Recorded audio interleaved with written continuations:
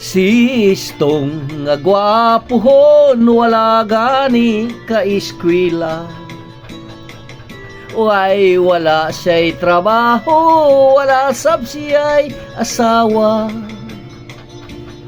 Nakahukom manimpalad sa Maynila. Milarga sa Maynila siya milarga, gamayng putus ang iyang dala. Sa Maynila, squatter ang Pinoy anan niya. Kay lisod 1D18 ang iyang sistema. May intrasiyas trabaho nga illegal delikado ha. Nahimo siyang drug pusher, sa Cebu ug marijuana.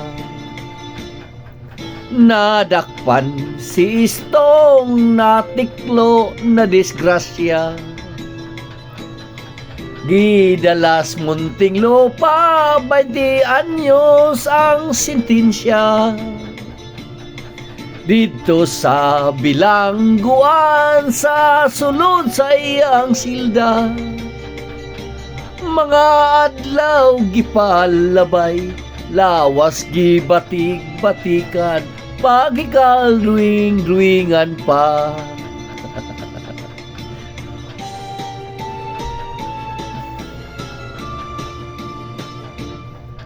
Pag uli na ni Istong daw maton ang hitsura. Inighubo sa sinina, lawas daw karatula. May tatong nga dakong bitin sa bugan ug sa paa. Sa likod may agila, sa dughan adunay krus. May Ginoong nagdupa. Kapait di ay kung mabilanggo ta. Sa trabaho ay mudawat, kay lagi na priso ka. Og kun siya mangolitaw sa naibgan niyang dalaga.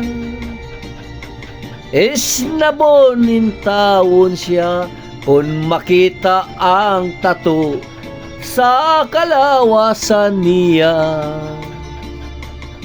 Si Istong sa istorya, nagdaro na lang siya sa bukid nag-inusara.